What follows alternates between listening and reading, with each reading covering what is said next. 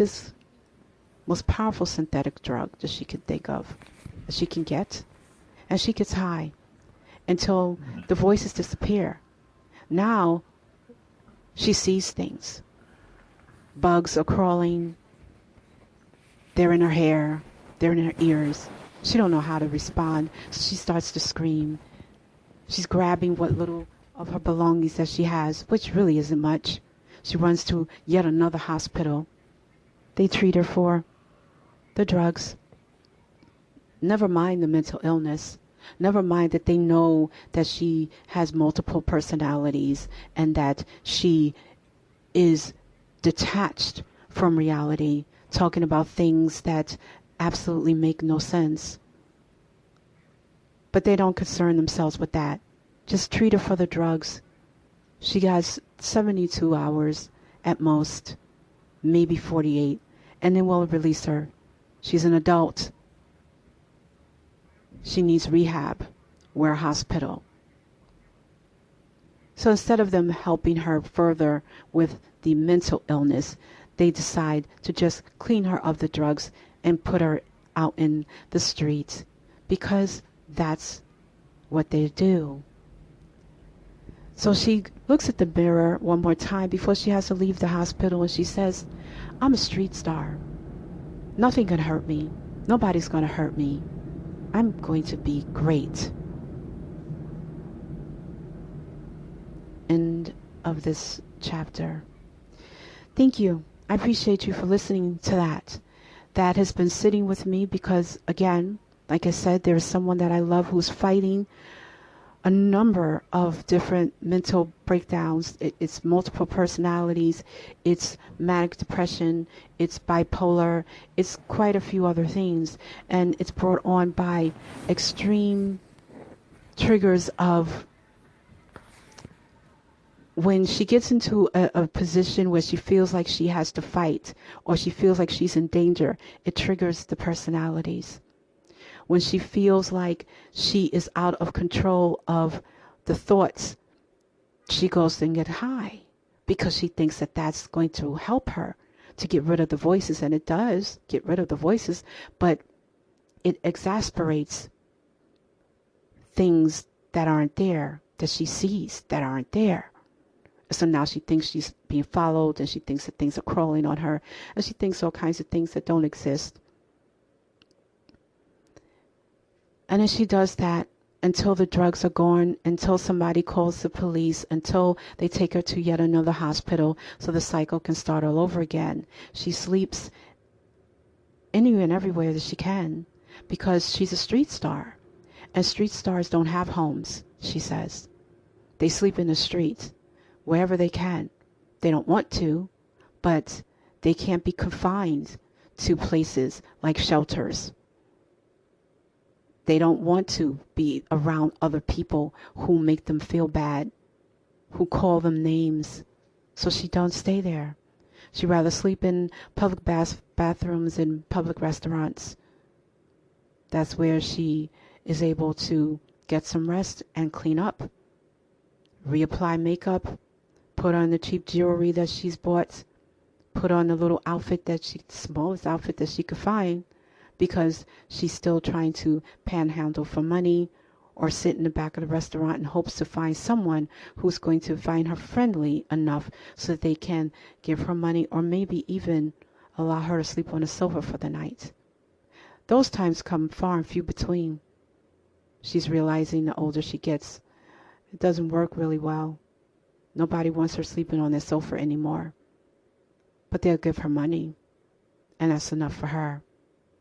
So she fakes her position by adorning herself with all of these things that distracts people from knowing the truth.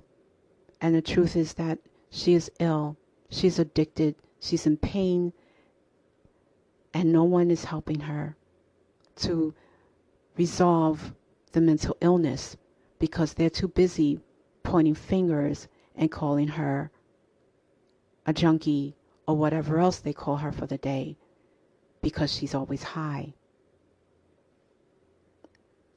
So thank you for that, listening, to lending me your ears, for just continuing to inspire me and encourage me here on this platform. I share these stories and they are deeply personal to me, but I share them because I want to be able to help someone who has a family member who is also going through something maybe on their own that is causing them to act out in ways that they don't understand, and then counteracts that with drugs and alcohol. Those things don't work. They just make them worse.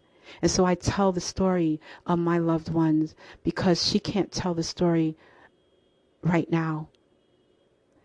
But if you knew her when she was a little better, she will share with you, because that's how she is. She's open and she'll give you the shirt off her back. And she will share with you and tell you what not to do to keep you safe. But she has no pause button or stop button for her own safety, because she's got to the point where she doesn't care about her own safety anymore. And the streets have become her comfort zone. That's where she feels that she is free to flee whenever she can, whenever she needs to flee. It is unfortunate that the mental health institutions don't know what to do when it comes to helping those with mental illness who are adults and are at the point where they refuse services.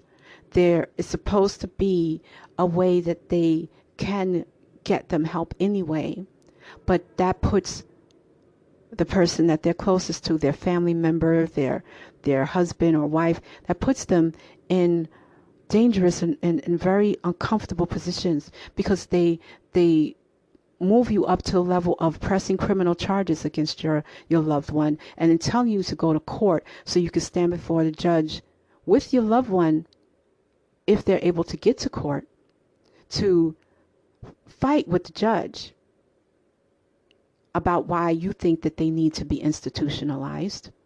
You don't want to do that, but that's the result of this sad system, because they don't know what to do to help your loved one. So they force you into a position where you now have to face your loved one in court to explain to them why it's come to the point where you have now had to press criminal charges against them in order for them to go into a hospital to get the help that they need. And there is no guarantee, because they only hold them for 72 hours to check to see if they belong there. And if they feel like at the end of those 72 hours that they do not, they release them right back out into the street. Now, if your loved one is as smart as mine, they know how to work the system. So they'll be out in those 3 days. And guess where they're going? While they're back out in the street, they're coming right back to you, to bang and kick at the door, to now escalate their aggressive behavior and their volatile behavior to you, because now they know, as far as they're concerned, you no longer care about them. And since you don't care about them, they don't care about you. And so now they want to take out all their pain and their aggression on you, because you had them hauled into court and remanded by a judge to a forced situation where they have to defend their sanity. They're not going to take that well. And why they put families in that type of position is beyond me. But that's what they do, at least here in this state. I don't know what they do anywhere else, but they do that here. So I advise you to tread lightly if you are going to make that type of decision. And if you choose not to make the decision and let your loved one decide what they're going to do on their own, then the only thing that you can do at that point is pray and hope that sooner or later they're going to realize that they cannot continue to go on this way, and they will get the help that they need on their own. So it's been about half a dozen hospitals, and my loved one was released from the hospital a few days ago and got high the very next day they released her and ended up in yet another hospital, but this time it was an emergency room. They treated her for the drug and sent her back out in the street, so the cycle continues. What do you do? What do you do? What do you do? Because pressing criminal charges, no one cares. And I'm going to say this with about as real as I can get. Because at the end of the day, that's exactly what it feels like to me. No one cares about a young black woman who continues to do drugs. They're going to see her as a criminal, and it will escalate to a whole nother level. It no longer becomes, poor thing, let's put her into a mental hospital so they can assess her. No, it becomes, she's a danger, so let's rid her of her dangerous situation.